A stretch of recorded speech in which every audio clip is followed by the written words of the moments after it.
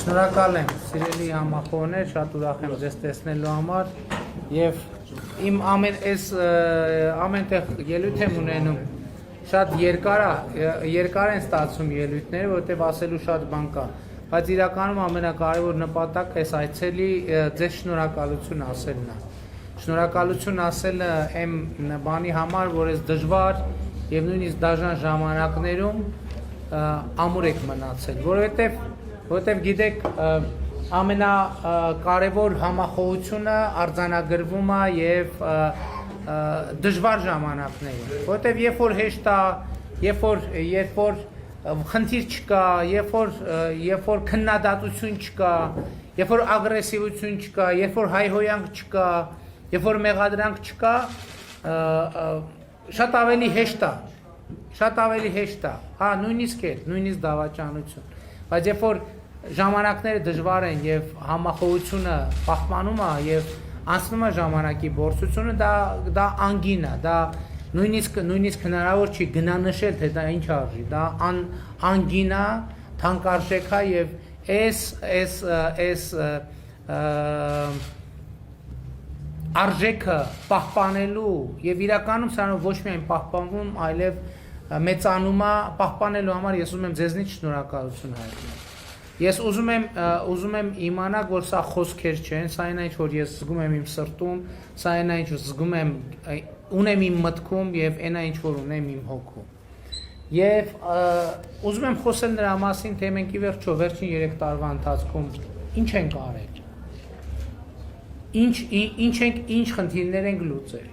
2018 թվականից մինչև 19 թվականի ավարտը մենք Հայաստանի Հանրապետությունում 1.200.000 մարդու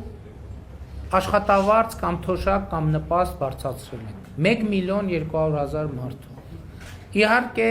այս ինֆորմացիան մի քիչ հիմա այնպես չի հնչում, ինչի, որովհետև 20 թվականին կորոնավիրուսի համաճարակը եկավ, իր խնդիրները բերեց, հիմա գնաճ ունենք, գնաճային երևույթներ ունենք եւ այդ աշխատավարձերի բարձրացումը այն որ մարդիկ արդեն զգում էին 2019 թվականին, հիմա իհարկե ոչ բոլորն են զգում։ Բայց փաստը, որը սա պետքա արձանագրել։ Հաջորդ ինչ ենք արել մենք։ Մենք հիմա ապրիլի դրությամբ 625,000 գրանցված աշխատատեղ ունենք Հայաստանի Հանրապետությունում։ Հայաստանի Հանրապետությունում մենք նախկին բոլոր ժամանակների համար գրանցված աշխատատեղերի բացարձակ ռեկորդներ են սահմանել։ Այսինքն Հայաստանի պատմության մեջ երբեք ավելի շատ գրանցված աշխատատեղ չի եղել, քան կա հիմա։ Այդ աշխատատեղերի մի մասը դուրս է եկել ստվերից, մյուս մասը ուղղակի ստեղծվել է։ Երկու պարագան էլ կարևոր է, որովհետև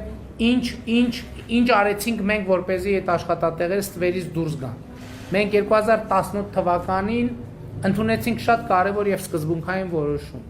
Մենք ունենք այդ ժամանակ եկամտային հարկի,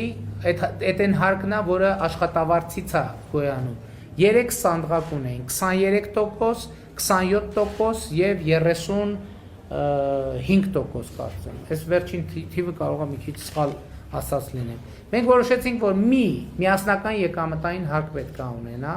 եւ 23% սահմանվեց եւ օրենքով սահմանեցին, որ առաջիկա տարիներին ամեն տարի որոշակի չափով պետք է իջնի եւ 2023 թվականին պետք է Հայաստանում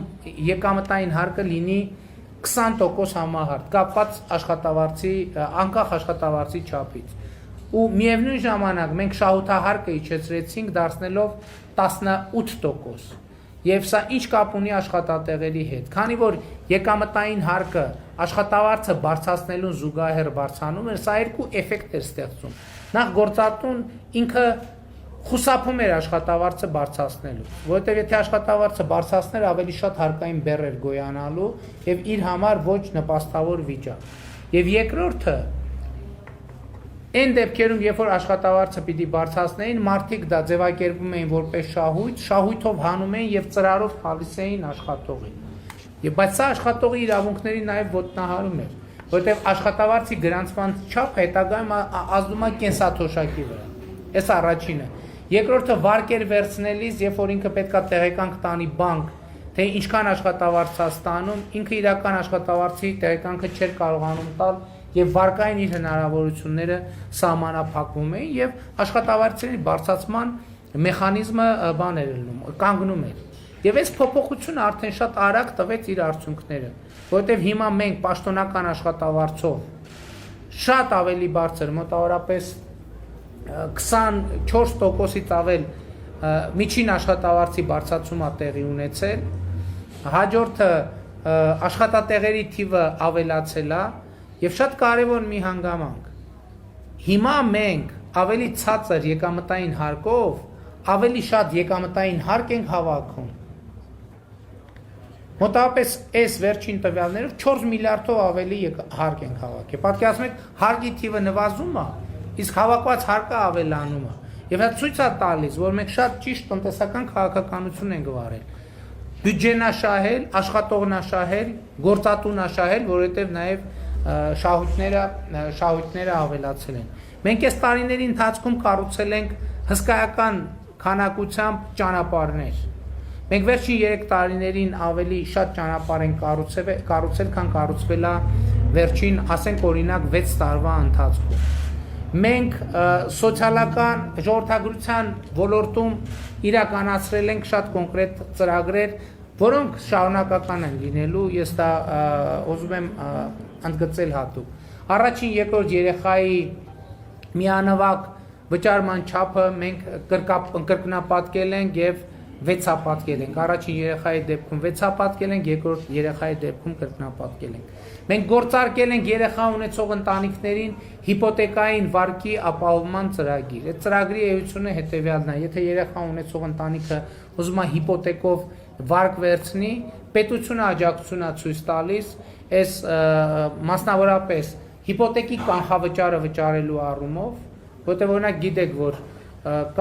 կան ընտանիքներ, որոնք սկզբունքորեն կարող են ձեռք բերել բնակարան, բայց այդ հիպոթեկի կանխավճարը վճարելու հետ կապված խնդիրներ են ունենում,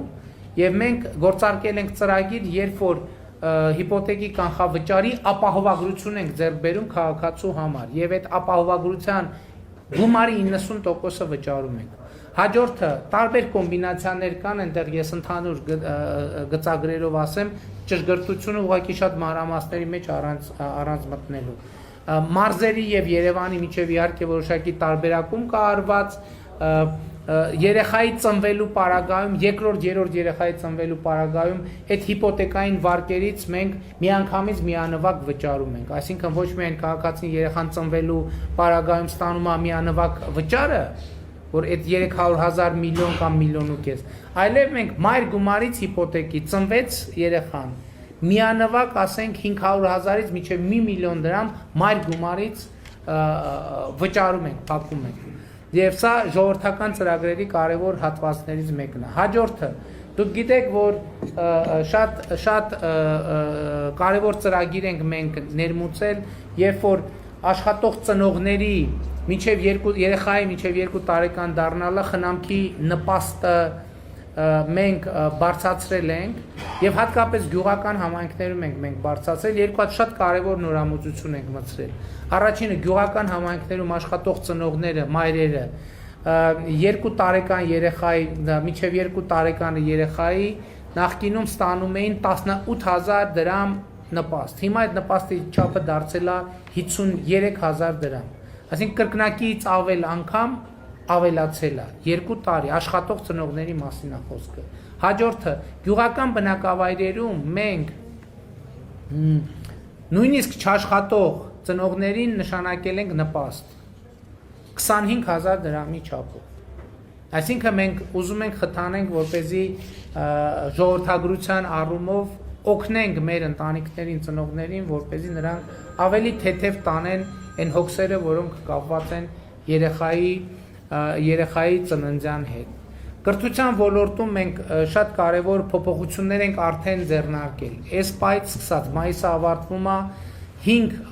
առարկաների ուսուցիչներին հնարավորություն ենք տալիս ներկայանալ կամավոր ատեստավորման։ Այսինքն ատեստավորում որն է, ուսուցիչը գալիս է ասում է, որ ես պատրաստ եմ եւ առաջարկում եմ, որ դուք իմ գիտելիքը ստուգեք եւ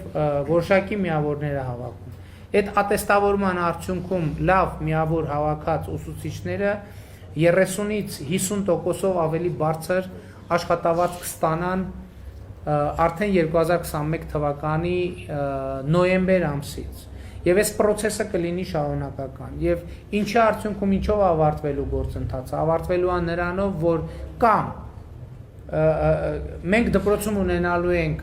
բարձր աշխատավարձ կամ չէ, մենք դպրոցներում 3-5 տարվա ընթացքում ունենալու ենք միայն լավ որակավորված եւ բարձր աշխատավարձ ստացող ուսուցիչներ։ Էլ ինչ ենք արել մենք գործարկել ենք Հայաստանի Հանրապետությունում մանկապարտեզների եւ նախակրթարանների զանգվածային կառուցման ծրագիր, որպեսզի ինչպես մենք խոստացել էինք, մենք հիմա այդ պլանի իրագործմանն էին գնում, որ մինչև 2023 թվականը մանկապարտեզային տարիքի բոլոր երեխաների համար լինի հնարավորություն մանկապարտեզ գնալու։ Դուք գիտեք, որ հիմա մենք խնդրեմ ունենք եւ Երևանում եւ մարզերում ունենք խնդրեմ, որ երեխաները, որ ուզում են մանկապարտեզ գնան, բայց մանկապարտեզ չկա։ Երևանում հերթերի խնդիր է, բայց մենք բազմաթիվ բնակավայրեր ունենք, որտեղ ֆիզիկապես մանկապարտեզ չկա։ Մենք հիմա սկսել ենք ծավալուն կերպով իրականացնել այդ ծրագիրը։ Էլ ինչ ենք արել։ Մենք Հայաստանի Հանրապետության առողջապահության ոլորտում իրականացրել ենք շատ կարևոր ծրագրեր։ Գործնականում սրտի ստենտավորման ամբողջ գործընթացը արվում է որոշակի պայմաններում, արվում է պետության հաշվին։ Այսինքն մեր են քաղաքացիները, որ Աստված ջանի տնից տեղից հեռու ինֆարկտ են ստանում, հիմա փառք Աստծո տեխնոլոգիաները այնքան են զարգացել, որ բուժվում են, բոլորը ստանում են պետպատվերով սպասարկում։ Հաջորդը մենք ինսուլտի ստենտավորման ծրագիր ենք իրականացնում։ Ինսուլտը, որ ինֆարկտի նման երկար տարիներ մեզ ամենաշատ տառապանքներ պատճառող հիվանդությունից է, մենք այսօր պետական պատվերով ինսուլտի այդ միջամտության ծրագիր ենք իրականացնում եւ ինսուլտ ստացած քաղաքացիներն ու այնտեղ տարբեր տեսակներ կան, էլի ես բժշկական տերմիններով այդքան չտարբերակեմ, չեմ էլ տիրապետում, որ անկեղծ ասեմ, բայց այն դեպքերում, երբ որ դա հնարավոր է տեխնոլոգիապես անվճար պետպատվերի շրջանակներում մենք միջամտություն ենք։ Դա ինչ է նշանակում ժողովուրդ, որ մարդը երբ որ ինսուլտ է ստանում նախկինում, որոշակի տեսակներ կա, որ չի լինում, դե հիմա չի զարգացել տեխնոլոգիաները, բայց գրեթե դեպքերի 90%-ում մարդը անպայման վերադառնում էր ինչ որ մի ֆիզիկական մի թերության, թևներ թույլ լինում, ոտներ թույլ լինում։ Հիմա տեխնոլոգիան զարգացավ եւ այս ծրագիրը մեկնարկել է 2019 թվականին։ Նախկինում Հայաստանում դա չի եղել։ Հիմա ոնց որ սրտի ստենտավորումն է, մտնում են գլխուղեղի անոթների հետ հատվածում ստենտ են դնում, դե ինսուլտն է, որ խցանվում է անոթը։ Եվ մարդը լիարժեք վերադառնում, այսինքն իր վրա ոչ ինսուլտի որևէ հետևանք չի երևում։ Էլ ինչ են կարել առողջապահության բնագավառում։ Մենք ժամկետային զինծառայողների ծնողների բուժսպասարկումը ամբողջությամբ իրականացնում ենք պետպատվերի շրջանակում։ Եվ սա մենք արել ենք, սա ոչ միայն սոցիալական ծրագիր է, այլև անվտանգային ծրագիր է, որովհետև մենք ասել ենք, որ զինվորը երբ որ սահմանին կանգնած է, ինքը մտածում է, որ բա հիմա իմ հայրը կամ մայրը, որ հիվանդացան, բա ով է իրանց հոգսերը հոգալու։ Մենք մեր զինվորների ժամկետային զինծառայող զինվորների ծնողներին ասցինք հետևյալ, ասցինք սիրելիներս, զինվորներին դուք ձեր ծառայությունը իրականացնեք, ձեր ծնողների հետ կապված երբ որ խնդիր կլինի, պետությունը այդ հարցերը կհոգա եւ ժամկետային զինծառայողների ծնողները պետպատվերի շրջանակներում են իրականացնում այդ ծրագիրը։ Էլ ինչ են կարել։ Հայաստանի Հանրապետությունում 0-ից 18 տարեկան երեխաների հիվանդանոցային սպասարկման ծրագիրը անվճար է կատարյալ։ Այսինքն 0-18 տարեկան երեխան, եթե ինքը հիվանդանոցի հետ խնդիր ունեցավ, պետությունը վճարում է ամբողջությամբ։ Նախկինում այս ռեժիմը գործում էր մինչև 7 տարեկան երեխաների համար։ Մենք դա դարձրել ենք մինչև 18 տարեկան երեխաների համար։ Եվ ուզում եմ, բայց այստեղ մի հատ թերություն կա, էտել եմ ուզում ասեմ, որ հիմա այս ծրագիրը որ կա, ընդհանրապես Հայաստանում պոլիկլինիկաները ցավոք սրտի թեր զարգացած են, բայց հիմա այս ծրագիրն էլ որ կա, ծնողները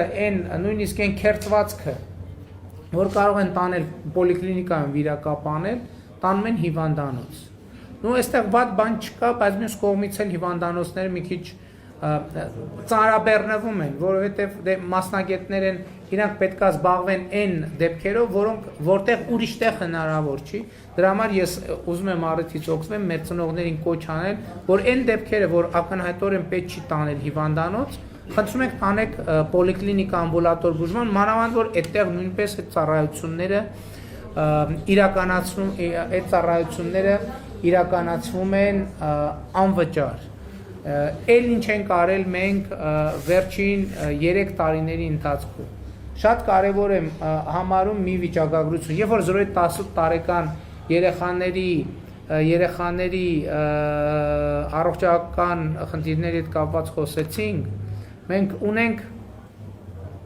եւս մի աղետալի վիճակագրություն, որի մասին մինչև հիմա չեմ խոսել, բայց դրա մասին էլ է պետք խոսել։ Մենք ինչ փաստի առաջ ենք կանգնում, ժողովուրդ։ Ուրեմն մեր 18 տարեկան տղաների 60%-ը ունի առողջական խնդիր։ 60%, դուք պատկերացնում եք այդ ինչ թիվ է։ 60%-ը ունի առողջական խնդիր։ Եվ սա լուրջ պրոբլեմ է, բայց այդ առողջական խնդիրի միջալոց նաև ինչ է դա կապված, որ մեր դպրոցներում օրինակ ֆիզկուլտուրայի բան չկա, ֆիզկուլտուրայով զբաղվելու շատ դպրոցներում կամ չկա, շատ տեղերում էլ կա, որ անլուրջ են վերաբերվում ֆիզկուլտուրայի դասերի։ Դե հա լավ է, լավ դա երեխան ինչի թող գնա բան զբոսնի եւ այլն, բայց ճիշտ չի դա բերում է շատ ծանր հետևանքներ եւ դրա հետևանքն է, որ արդեն երկար տարիներ մեր 18 տարեկանների 50%-ը ունեն խնդիրներ, առողջական խնդիրներ ու այդ խնդիրները բավականին լուրջ են, եթե իրանք արձանագրվում են, այսինքն այս բան չէ, որ կարելի է նաեւ չնկատել։ Եվ մենք ինչ ենք արել։ Մենք 2019 թվականին մարզադպրոցներին եւ դպրոցների համար ձեռք ենք բերել այնքան մարզագույն, մենակ 2019 թվականին, որ վերջին 7 տարիների ընթացքում միասին բոլոր ձեռքբերումներից շատ ավելի շատ է։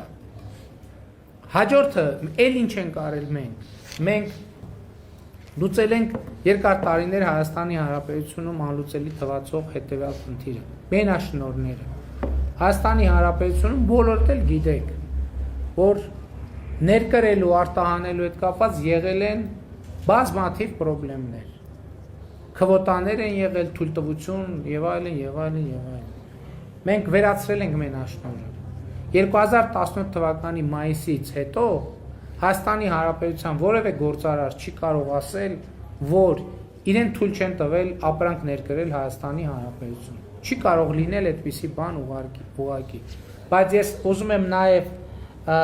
եմ նաև հետևյալը բան անեմ։ Ինչ է ասում, սպասեք, մենաշնորհները վերացրել ենք, չկա տենց դեպք, ժողովուրդ, չկա, որ ներկրման կամ արտահանման, հա, հեն էի ասում, հիմա մենք գնաճային պրոբլեմ ունենք, իրականում ունենք, եւ այդ գնաճի պրոբլեմը կախված է նաեւ միջազգային գներով, բայց ես ուզում եմ ձեզ մի այսպիսի վիճակագրություն ասեմ, 2019 թվականին ամբողջ աշխարհում արձանագրվել է պարենի գների աճ, Հայաստանի Հանրապետությունում արձանագրվել է պարենի գների անկում։ Ինչի շնորհիվ։ որովհետև մենք մենաշնորհները վերացրել էինք եւ մարդիկ այն սննդատեսակը, որ նախկինում չեն կարողանում ներկրել եւ ներկրում էին մոնոպոլիստները իրանց գնային նշաձողերով, ներկրեցին եւ մենք 2019 թվականին ի հեճուկս ամբողջ աշխարհում տեղի ունեցող խնդիրների Հայաստանում գնանկում տեղի ունեցավ գնաճի փոխարեն։ Էլ ինչ են կարել մենք 2018 թվականի դրությամբ Հայաստանի Հանրապետության կառավարությունը 18 թվականի մայիսի դրությամբ 270 միլիարդ դրամի պարտք է ունեցել բիզնեսին։ Այսինքն միջին, մանր եւ խոշոր բիզնեսին պարտք է ունեցել, ինչի որ այդ մարտիկ ավել հարկեր են վճարել ամենատարբեր պատճառներով պետության, մեկին խնդրել են, մեկին սպառնացել են եւ այլն եւ այլն։ Այստեղ կարևորն է նա, որ 270 միլիարդ դրամ տնտեսությունից դուրս է եկել, որ պետք է գնար դառնար ներդրում եւ այլն, պետությունը վերցրել է բյուջեի մուտքերը ապահովելու համար։ Եվ մենք 270 միլիարդ դրամը այսօրվա դրությամբ արդեն զրոյացրել ենք։ Հայաստանի Հանրապետությունը, կառավարությունը գործարարներին ունի 0 դրամի պարտք, 0 դրամի պարտք։ Էլ ինչ են կարել մենք, որպեսզի ինստիտուցիոնալ լինի այս ամեն ինչը։ Դուք գիտեք, նրանք ովքեր բիզնեսով զբաղվում են, գիտեն, որ արտահանման պարագայում պետությունը պարտավոր է վերադարձնել ավելացված արժեքի հարկը, որովհետև ավելացված արժեքի հարկը ներսում գոյացող հարկ է։ Ուրեմն 2018 թվականի դրությամբ ըստ օրենքի այդ հարկը պետք է վերադարձվեր 6 ամսվա ընթացքում, այսինքն մարդը իր ստանալու համար պետք է 6 ամիս սպասել։ Մենք եկանք 2018 այդ պարագայում նույնիսկ այդ պարագայում 270 միլիարդ պարտքը կուտակվել էր այդ պարագայում, որովհետև փաստացի շատ դեպքերում չէր տրվում, ով էր տված փողով էր հետ տալիս։ Անեն չէր, որ ընդհանրապես չէր տրվում, հանկարծ սխալ չհասկանանք, բայց փաստն է, որ այդ 270 միլիարդը կուտակվել էր։ Մենք եկանք 2018 թվին, այդ 6 ամիսը դարձրեցինք 3 ամիս, այս վերջերս էլ ընդունված փոփոխությամբ մենք դա դարձրինք մի ամիս, այսինքն գործնականում էլ պարտք տեղի չի ունենում եւ շատ կարեւոր է, որ մենք այս առումով բիզնեսին կառավարության բիզնեսին ունեցած պարտքը ընդհանրապես զրոյացրել ենք եւ կարելի է ելի շարունակել թվարկումը, թե մենք էլ ինչ փոփոխություն մենք այս ընթացքում տասնյակ հարյուրավոր դպրոցներ, մանկապարտեզներ ենք նորոգել, հիմնանորոգել, կառուցել, որը նախորդ համեմատելի ժամանակների հետ, եթե համեմատենք, անգամներով են ավել։ Մենք տասնյակ միլիարդ դրամների սուբվենցիոն ծրագրեր ենք իրականացրել Հայաստանի Հանրապետության համայնքներում։ Ջրագծեր են վերանորոգվել, լույս է անցկացվել եւ այլն եւ այդպես շարունակ։ Ես այս ամեն ինչի համար եմ ասում։ Ես էլ չեմ ասում, որ մենք ցավոք սրտի այս թեման մեզ համար շատ մեծ դառնություն ունի, բայց մենք 2019 թվականի, 20 թվականի դրությամբ լուծել էինք մի հարց, որը շատ երկար տարիներով չէր լուծվել։ Զինվորներին պատշաճ սննդով ապահովելու խնդիրն է։ Ցավոք սրտի պատերազմի բերումով հիմա այս թեման շատ մեծ դառնություններ ունի իր մեջ, բայց կարևոր է դա արձանագրել, Էլ ինչ ենք արել մենք եկել ենք եւ դատա իրավական համակարգում իրականացված փոփոխությունների արդյունքում այսօր Հայաստանի Հանրապետությունում կալանավորված անձանց թվի ռեկորդա նվազագույն մինիմում իմաստով Հայաստանի Հանրապետության պատմության մեջ երբեք ավելի քիչ թվով կալանավոր չի եղել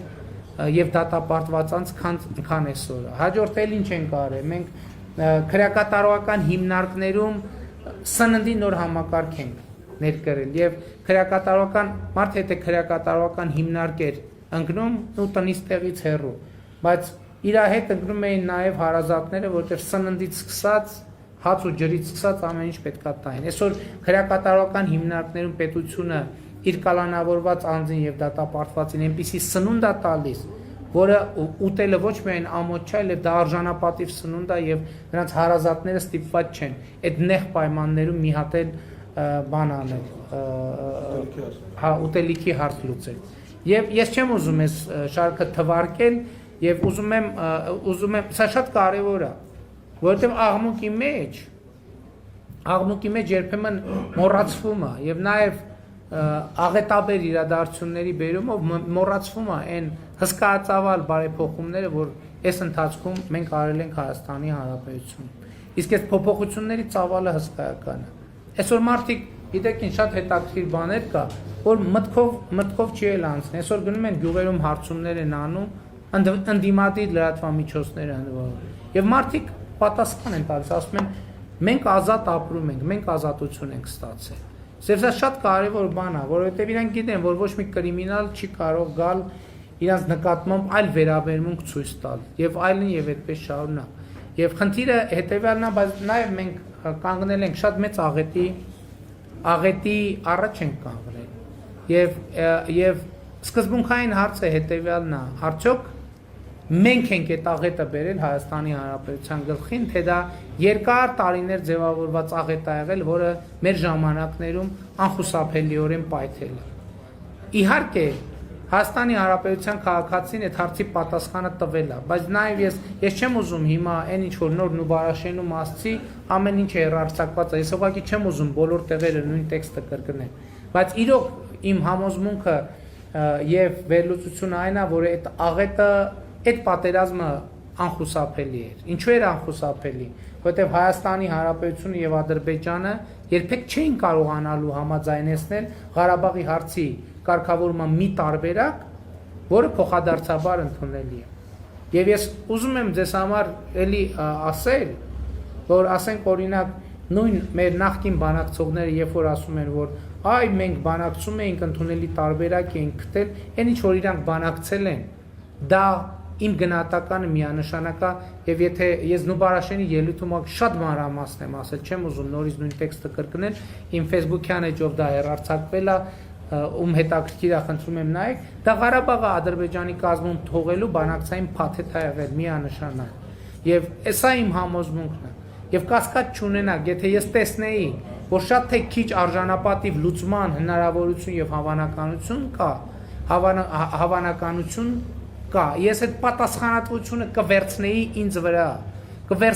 վրա,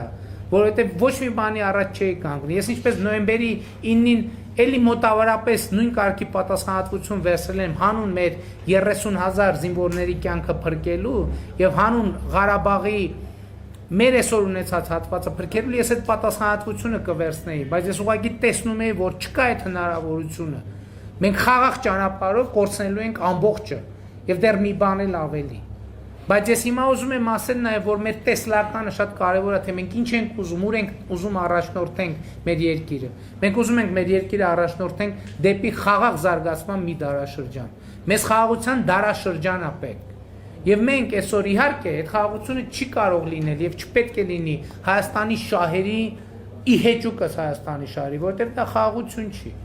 Բայց նաեւ մենք պետքա ջանք գործադրենք, որպեսզի այդ խաղաղ զարգացման դարաշրջանը ունենանք։ Այստեղ ավակ սերնդի ներկայացուցիչներ են եւ իրանք սեփական ձեռքերով եւ փորձով են տեսել, թե այդ խաղաղ զարգացման ժամանակաշրջանում խորհրդային Հայաստանը ինչ բարձունքների է հասել, բայց դրա համար պետք է մեծ խաղաղ զարգացման դարաշրջան, կոմունիկացիաների բացում եւ որպեսզի ժողովրդի ստեղծագործ ներուժը բացվի, զարգանա։ Բայց դրա համար դա անհնար է առանց կրթության ոլորտի բարեփոխումների, դա անհնար է առանց կոմունիկացիաների բացման,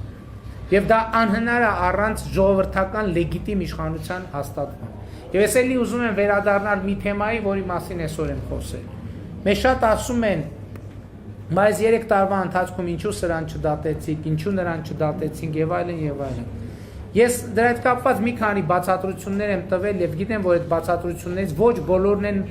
ընդունելի եւ ընկալելի ձեր կողմից։ Բայց ես ուզում եմ ուրիշ բան առաջարկեմ, ուրիշ բանաձև առաջարկեմ։ Ես կարծում եմ, որ այս ընտրությունները առանձնահատուկ են հենց դրանով։ Սրանք դատավարություն ընտրություններ են։ Եվ նրանց ում մենք դուք կարծում էիք, որ պիտի դատեինք ու չենք դատել, այս ընտրություններում դուք ինքներդ հնարավորություն ունեք դատել։ Եթե դուք գտնում եք, որ մենք Քոչարյանին պիտի դատեինք ու չենք դատել, դուք այս ընտրությունում հնարավորություն ունեք դատել նրան, ձեր դատը անել։ Ձեր դատը անել եւ առնվազն քաղաքական մակարդակում կայացնել ձեր դատավճիռը 1999 թվականի հոկտեմբերի 27-ի համար, կայացնել ձեր դատավճիռը 2008 թվականի մարտի 1-ի համար, կայացնել ձեր դատավճիռը Ղարաբաղը բանակցային գործընթացից դուրս թողնելու համար, կայացնել ձեր դատավճիռը ժողովրդական իրավունքը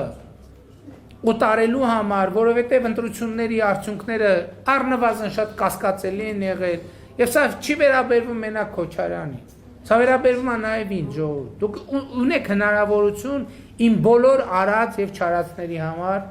դատել ինձ եւ ասեմ բացառիկ իրավիճակ է ստեղծվել։ Սա մի ընտրություն է, որին մասնակցում են Հայաստանի բոլոր ժամանակների բոլոր ղեկավարները։ Դուք ունեք հնարավորություն անել օբյեկտիվ դատ եւ տալ ձեր օբյեկտիվ գնահատականը։ Ինձնից սկսած Ռոբերտ Քոչարյան, Սերժ Սարգսյան, Լևոն Տեր-Պետրոսյան եւ անեք ձեր օբյեկտիվ եզրահանգումը։ Սա շատ կարեւոր է եւ ըստ էության այս ընտրությունների կոնտեքստը հենց այդպեսին է։ Այո, ես ասում եմ, որ այս պատերազմը իմիջայլոց ասել։ Մենք մեղավոր ենք այս պատերազմի մեջ։ Չէ, մենք իրականում ես ասեմ ձեզ ինչի մեջ ենք մեղավոր։ Ես ձեզ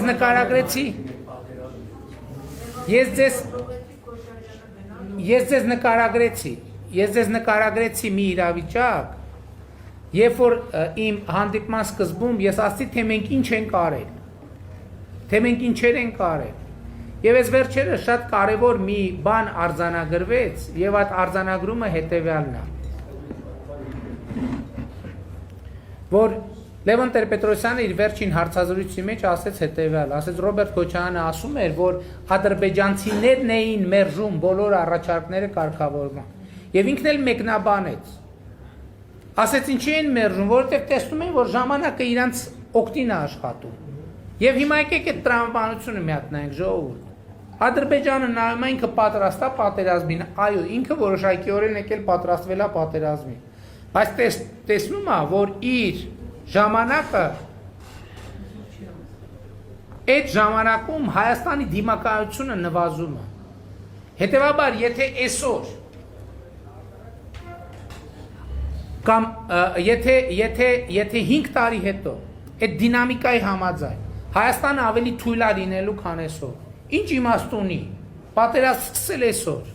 Պատերազմ պետք է սկսել 5 տարի հետո, երբ որ ինքը ավելի թույլ կլինի։ Եվ հետևաբար խնդրեմը հետևյալի մեջ է։ Պատերազմը սկսել է այն ժամանակ, երբ որ տեսել է Ադրբեջանը, որ Հայաստանը 5 տարի հետո կլինի ավելի ուժեղ։ Սա է ամբողջ խնդիրը։ Իհարկե կոവിഡ്ի կոնտեքստը շատ էական է, ասինքն 2010 եւ ընդ որում պատերազմի առաջին եւ ընդ որում սա շատ կարեւոր է։ Այսինքն մենք մեղավոր ենք պատերազմի մեկնարկի մեջ այնքանով, որ եւ Ադրբեջանը, եւ Հայաստանը, եւ հայությունը, եւ միջազգային հանրությունը տեսել է, որ Հայաստանում տեղի են ունենում որակական փոփոխություններ։ Եվ Հայաստանը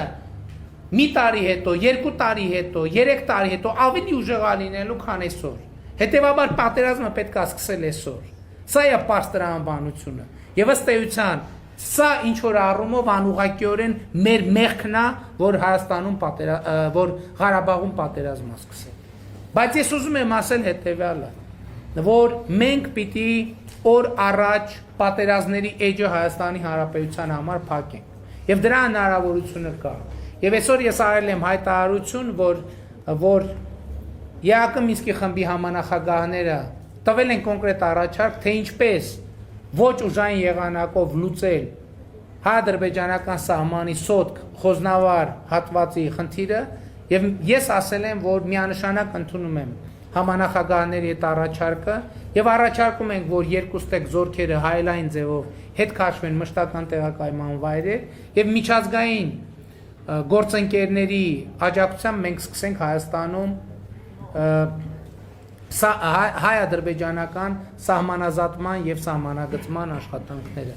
Եվ մենք այս ամեն ինչը անում ենք այս կարգախոսի ներքո։ Ապագա կա, այո, որ այսօր պայքարը դրա մեջ է։ Մի մասը կասկածի տակ է դնելու, ապագա լինել չլինելը, մի մասը, այսինքն մի մասը հաստատելու է, որ ապագա կա, մի մասը կասկածի տակ է դնելու։ Մենք ասում ենք ապագա կա, բայց էլի ասում ենք, որ այդ ապագան օդից չի ընկնելու, այդ ապագայի վրա մենք պետք է աշխատենք։ Որովհետև այսօրը ինչ ենք անում, այսօր կանխորոշում է, թե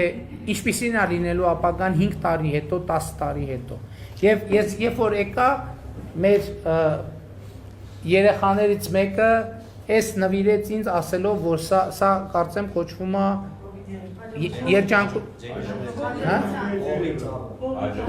տարբեր անուններ կան, երջանկության, հաջողության, եկեք անվանենք սա ապագայի ծառը, որը այսօր այս ծառը մենք պետք է այնպես մշակենք, որ այդ երեխան եւ իր սերունդը չափահասության տարիքի հասնելիս ունենա այն ապագան, որի մասին մենք հիմա երազում ենք։ Սա շատ կարևոր է։ Սա շատ կարևոր է։ Մեր ներկան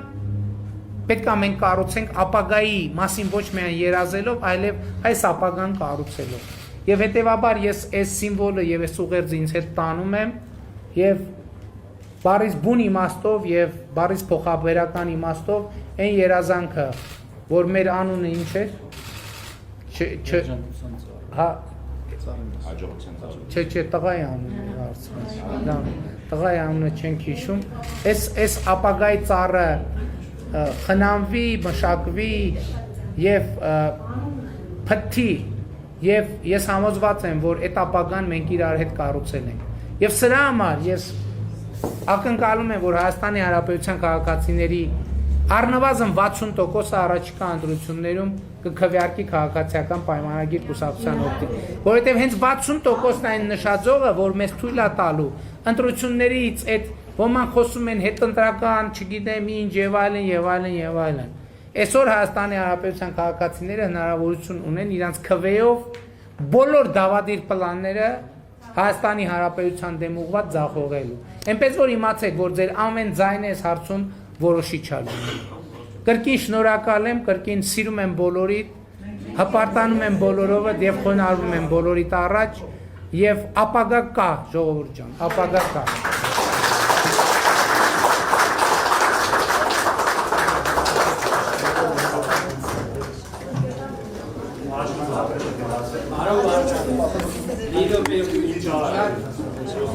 Երկար փողային է, աշխատել եմ Նախիջևանը, սա իմ աշխատանքային կարող եք նայել, ոչ մի վատ բան չկա մեջը գրված, բացի բլագադարից դերեժդի պրեմիա,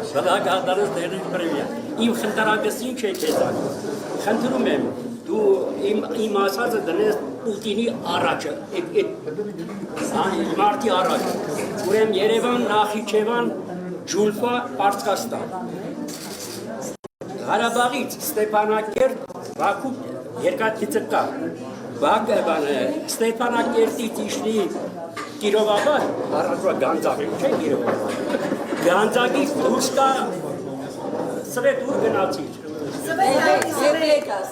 Դեպլետ ասեցի, Կիրովաբադ դուրս կա դերբետ, Բաքուն մնամա տղսի, երկաթիցը աշխատին պետ, իս բանի գիծը, Մոսկվայի գիծը, բանը երթում եմ կարդակել, մատ ապխատները համաձայնել գիծը բացել, մնում ասներ վրաստան։ Այդ դիրքորոշ ունենա, որ բոլոր գծերը պետք է բացվեն։ Ձվերնի թեց։ առաջի անգամ բայց քայլելը ձեր միշտ քայլելը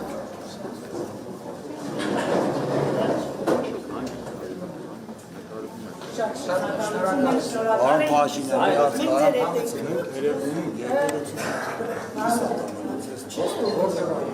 մենք երևում եկեղեցի չունենք։ Բայց կիսատ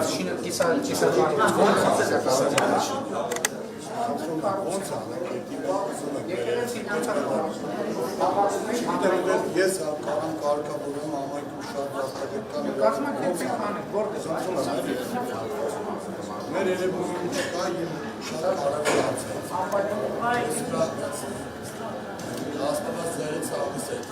Գուխով։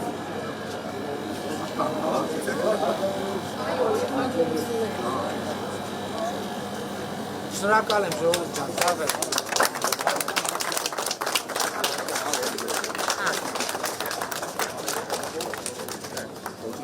Բարև ձեզ, պարոն Փասիմյան ջան։ Ո՞նց եք։ Լավ եղբայր ջան։ Մեր ընկերը ինչ-որ բան ուզում Հրամանատարն եմ ազատամարտիկ։ Մենք մի հատ փոքր հարց ունենք, որը որ ուզում ենք ձեր հետ, ասենք առանձին, երբ ձեզ հարմար է, հանդիպենք այդ 10 րոպե սիրով քննարկենք։ Աշխատենք, բայց հիմա անեն բասկի մեջ ենք։ Գիտեմ, ցանկալի կլինի, ինչև է տրիսով։ Այլ բամբուկջանը տեղյակ է, հարցից Խոսա հետ մտես ինչա։ տեղյակ է հարց։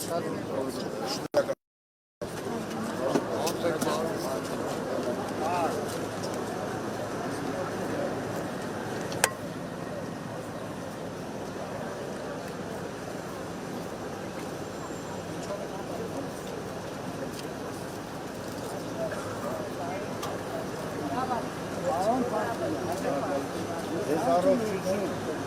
ես դիշ կամպակաս։